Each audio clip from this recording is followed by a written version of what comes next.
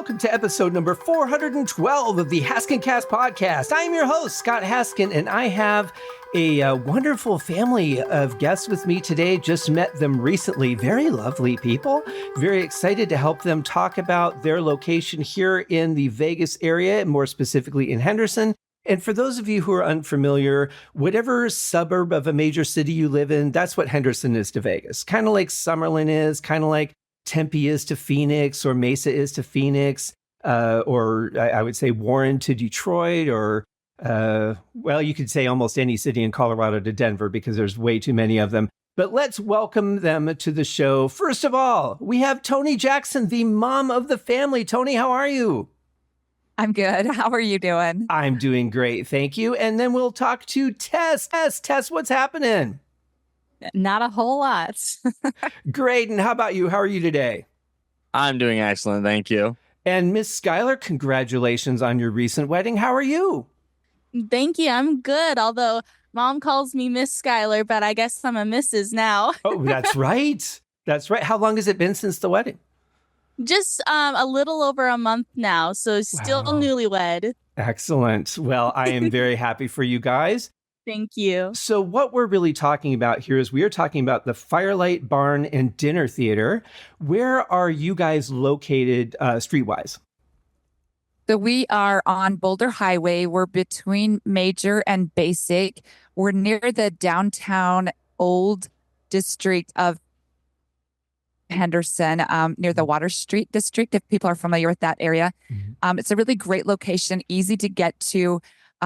Great parking lot that's easy and right access to our front door, and it's free parking. Yeah, since it's not owned by MGM or Caesars, it's not $18 a day to park there just to get some tasty barbecue. Yeah, boy, Vegas has changed so much. Right. I noticed too, and I'll have the website, of course, for you guys in the show notes, so you can click there directly and find the link in the map and all that. You guys have a couple of different acts that you perform as, but before we get into the specifics of all that, tell me a little bit about the just the dinner theater itself. Is it a murder mystery dinner theater? Is it, what are we specifically talking about? So it is a dinner theater. However, we do sell tickets with an option of dinner, so people can just come and enjoy the entertainment if they prefer. We do have a great dinner. We work with Box's Smokehouse Barbecue out of Boulder City, and they have just been nominated one of the top 5 in the nation. Wow. So the food is good, and people are always complimenting us on the food. And I wish I could take personal credit for it myself. However, we do offer options. We do have vegans and vegetarians that don't eat meat. And so we can offer that meal as well. But we like people to just be able to come and bask in the music if they want to eat at home before they come, or if they've already eaten, and just enjoy the music and the entertainment. So they come to the dinner theater, and if they come for the dinner, they are greeted between 5:30 and 6, and then we start serving food at 6 o'clock. And so they're just taken to their table, and the tables are all in the area right in front of the stage. So you're seated at your table, and then you get to stay at your same table through the whole entertainment segment as well. So it's really nice. It's cozy. It's intimate. It's just a really great energy. I love here at the Firelight Barn. Yeah. Yeah. And so then if they prefer not to come for the meal, then they're just seated at their table still. Mm-hmm. And then we do have a bar where people can purchase drinks.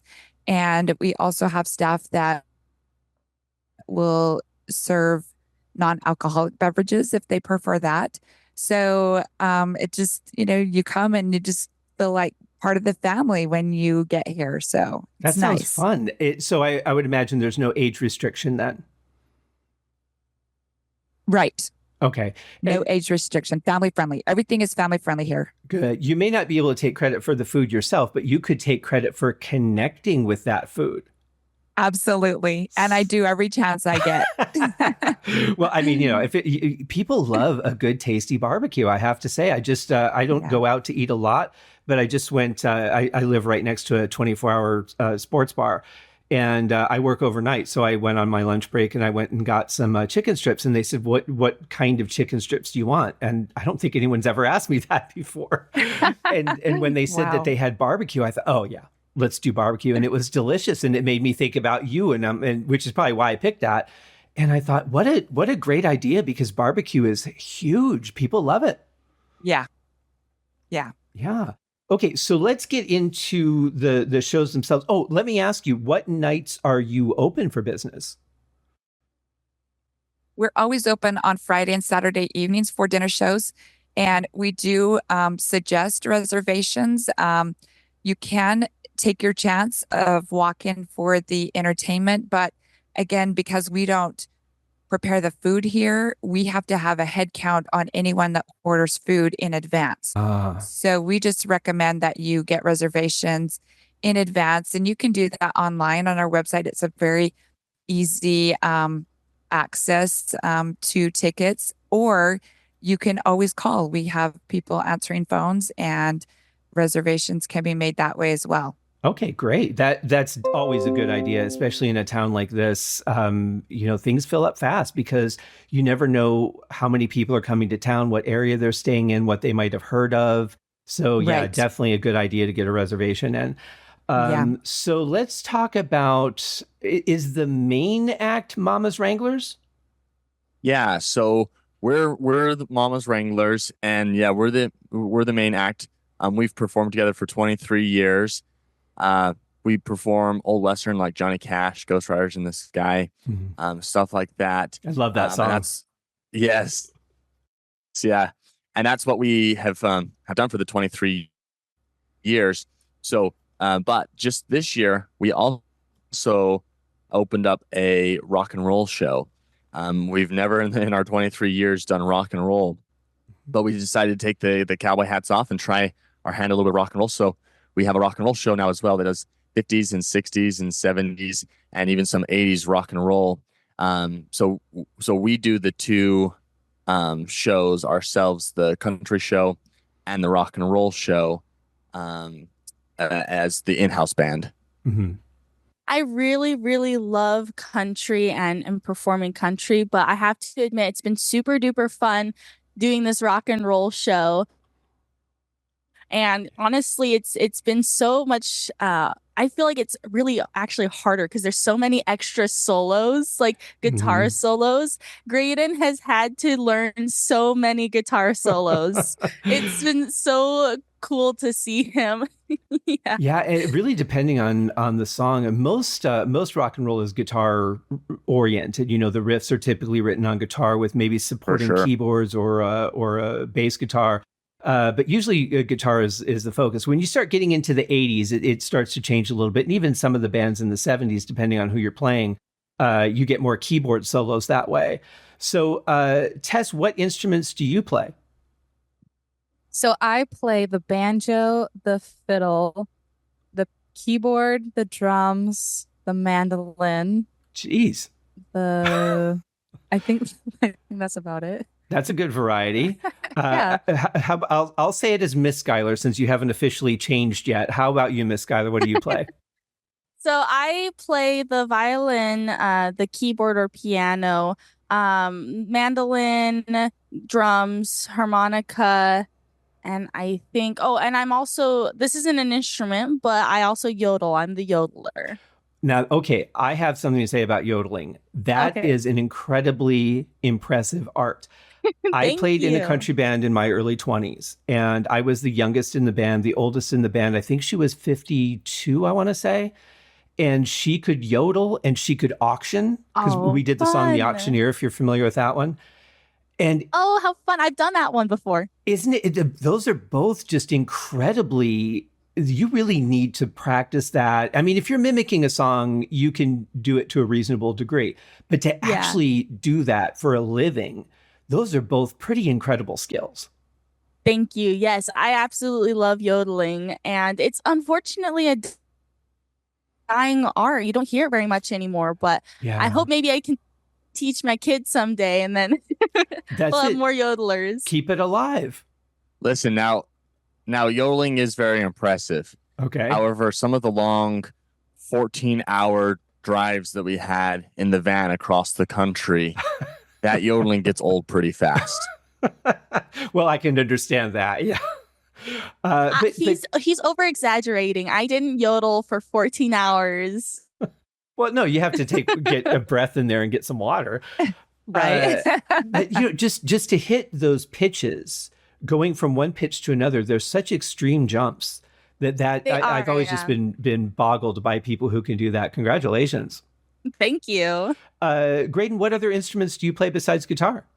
Now, before we leave Skylar, if you want, she'll give you a little yodeling demonstration. Oh, let's hear it. Let me ask, are you prepared? Are you ready to go? It is early in the morning, but I've done yodeling samples before, so I totally will be fine. All right, I'm ready. All right. It's also loud, so hopefully I don't blow anyone's eardrums Might want to out. take a couple steps back from the mic. All right. Hey,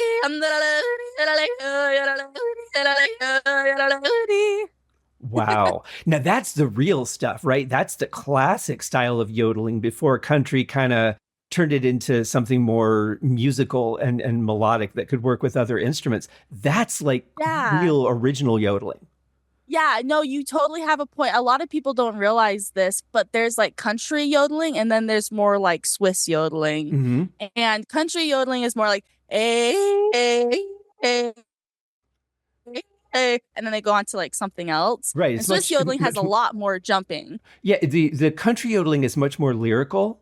It's more singing tone. Yeah. Yeah. Like if you've that's heard really the good. song Cattle Call, that one has, and it has that kind of yodeling. So yeah, you're totally right. You're totally right. I can't remember the name of the song that we used to do that had it in there. It was something lament. I can't remember what it was now. I'll let you know if I ever think of it. I'm sure I've got it on tape somewhere. But yeah, that is so impressive. Thank you for sharing that with us. Of course. I do want to say, I find it ironic that the person who just complained about yodeling is the one that offered you up to give a sample in front of him. True. You know what? Graydon, what do you have to say about that?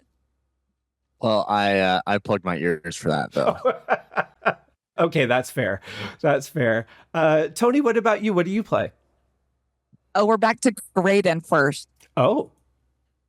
So I normally stay on the guitar. That's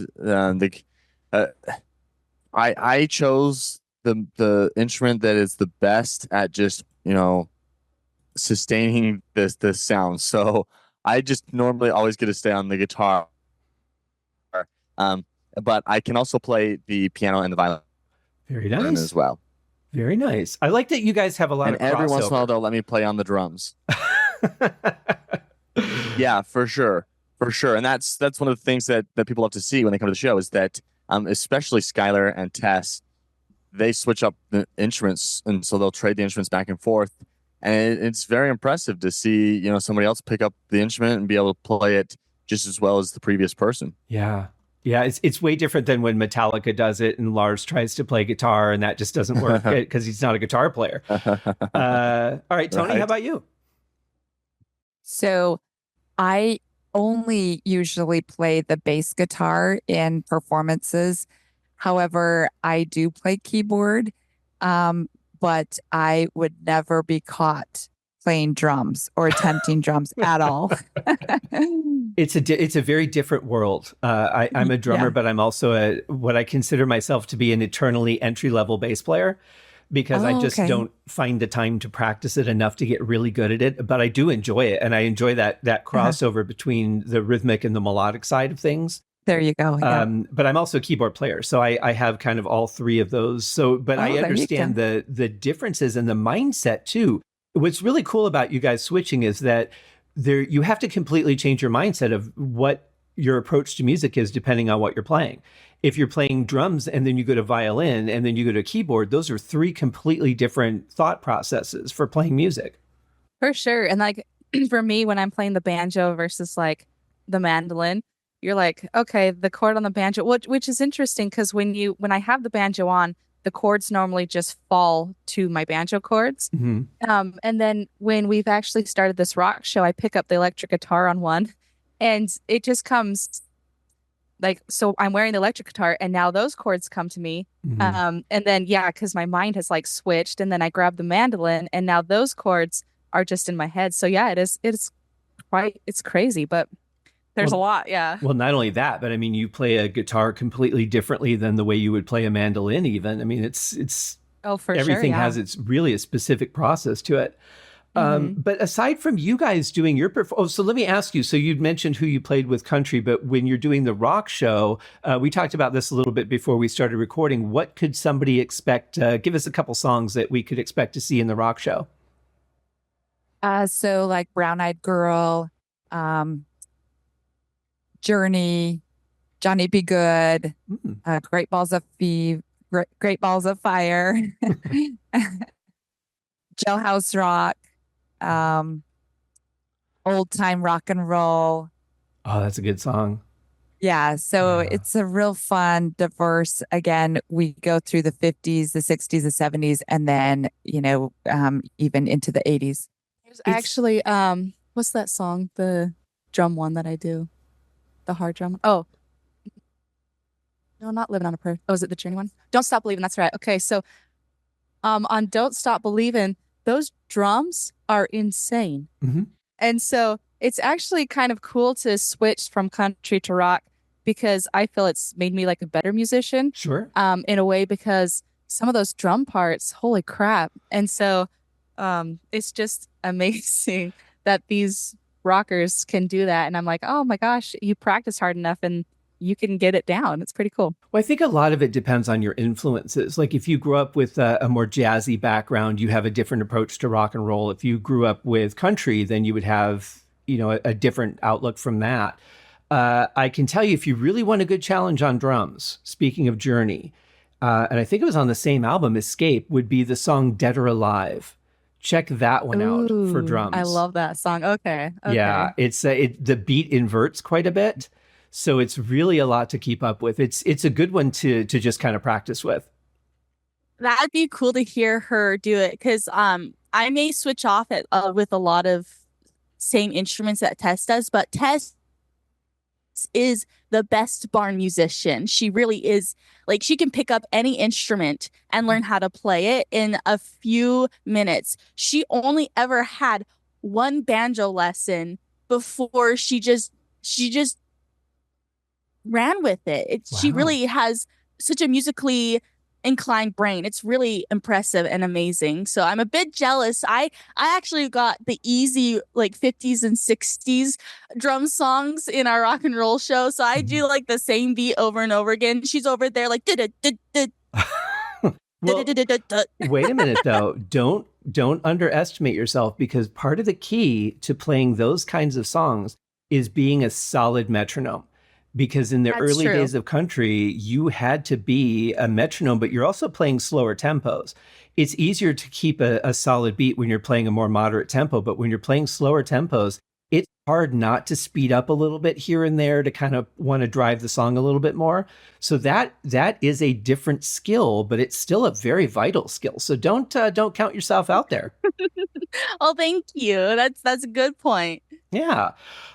So I want to ask Graydon. So when you guys also have guest bands come in sometimes and play, which I think is really cool. That's kind of how we connected initially. And I love the fact that you guys are helping other bands get some publicity and get some gigging opportunities as well, because it is kind of tough here in Vegas, despite people thinking that there's so many places to play because a lot of them are very specific. But Graydon, you run the sound for these guys. So how do you like working as a sound engineer? Yeah, so it is fun. I do enjoy running the sound. It's a different it's different from being on stage and you just get to sit back and listen, but I quite enjoy it. I enjoy running the sound. It's a fun challenge. Mhm. But yes, we have normally two guest artists a month that come in, but sometimes we'll have even more, and we have just all sorts of different guest artists, and they're all phenomenal. We found some fantastic musicians and entertainers that we bring in that they just put on, fantastic shows. We just had a gentleman come in just a week or so ago, and it was just a fun show. The entire time the audience was singing along, clapping along. Everybody got up and danced at one point. It was just a blast. I love that. The power of music, as you guys know from both being people who listen to music but also performing it, there's nothing like the power of music when it comes to connecting with people. Complete strangers, somebody you've never said hi to, can be completely affected by just the slightest change in your playing or the tempo sure. that you said. It's really just an amazing thing. Tess, you've been doing this for a while. How does it feel being on stage and just watching a different crowd every night react to your performance? That's one of the reasons I love performing so much is you get these people in here, and sometimes, they come in with a little frown, and then as you're performing and connecting with them, you see them just kind of light up. And that's what I really love, is to see them come, forget about their worries for a little bit, and just have a big smile on their face by the time they're done with it. And then just feel a connection with them and being able to give them just a little bit of fun time for a little bit. Yeah. I think life has just gotten so stressful and so fast paced now that if we don't take some time to just decompress here and there, and it sounds like such a great opportunity to just go unwind for a couple of hours and hear some great music and really just, get in a nice warm environment where you can have some good food and drink and watch a very connected band play. Yeah. And that's one thing, like us for like performing together, it's like our favorite thing. We tell each other all the time, you know what? We've never really worked a day in our lives because it's just something we love so much. Yeah, that really is it. If you're, when I think about working on this podcast, for example, or working on a piece of music myself, it people say, God, you work a lot. And I would say I put in a lot of time. I don't, unless it's something I really don't like I hate mixing music now. I'm just so tired of doing it. That process feels like work, but the writing and the recording part of it, no matter how long it takes, you're right. It is not work. It's just what you do. Yeah. Part of who you are. So before we wrap up, Tony, I wanted to ask you, you guys had some attention to your YouTube channel not too long ago. What can you tell us about that? So we have been on YouTube for a lot of years under Mama's Wranglers, and that's MAMAS Wranglers, WRANGLERS. And but about 8 months ago, Tess uploaded a video of her going crazy on the Orange Blossom special on her fiddle. And it just kind of went semi-viral and just took off. And we started getting all these views and all this attention to our YouTube channel. And so I think we slowed down now. We're at about 92,000, but our goal is to get over 100,000 views. And so we just keep asking people, hey, just go to our YouTube channel and find the Orange Blossom special and like it and subscribe and stay on top of that. And we try to post at least 1 or 2 things a month so that we can, again, stay connected with our fans out there, especially because we used to be the traveling family band that was on the road. And so in years past, we've done up to 350 shows a year out on the road and just traveling from state to state, from city to city, and connecting with people all over the United States. And then when we opened our dinner theater, then we needed to really focus on building the attendance here locally. So I feel like our YouTube channel is the way that we can still stay connected to all those fans that are worldwide out there now. Sure. Wow, that's amazing. That's a heavy schedule. And when I think about bands, I always go back to the reference of Deep Purple. And in the 70s, they were working very, very heavily. The management was, it was a show 5-6 nights a week, sometimes 7 nights a week, and they kind of crumbled a little bit under that pressure. And I think about you guys, and you're doing almost more than that. You're doing 7 nights a week almost every week to get that number of shows. Did you find it that you didn't really get to explore or experience the cities that you were in very much because you had to focus on the performances?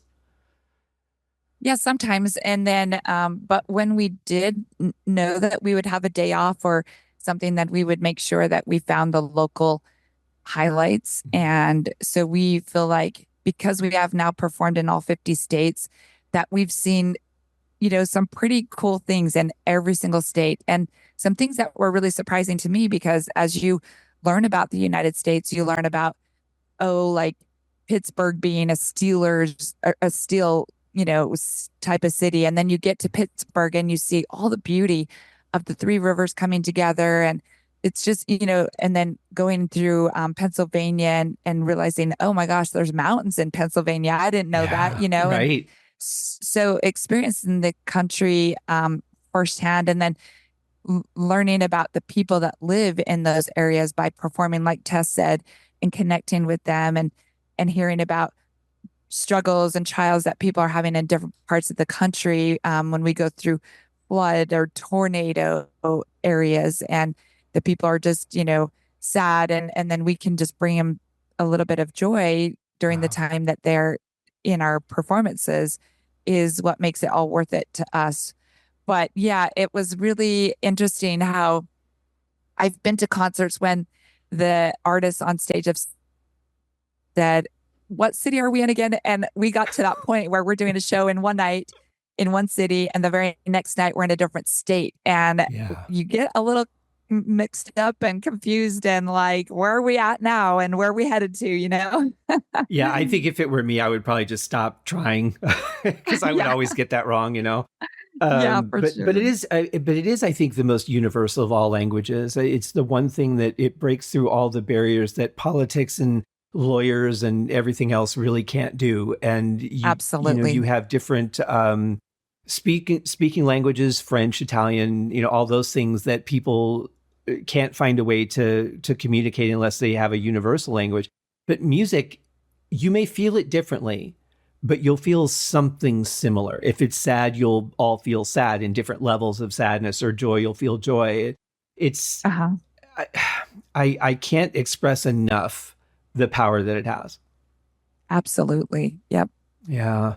Well, I want to thank you guys so much for coming on the show. It's been so great to talk to you. I will highly recommend for everybody coming to town, go check out the Firelight Barn and Dinner Theater. The links are in the show notes. But in the meantime, go check out their YouTube channel. The links are also in the show notes for that, and to that wonderful video that went viral. Let's see if we can get them up to 100,000 folks, because these folks put in a lot of hard work and they deserve it. So let's get them there.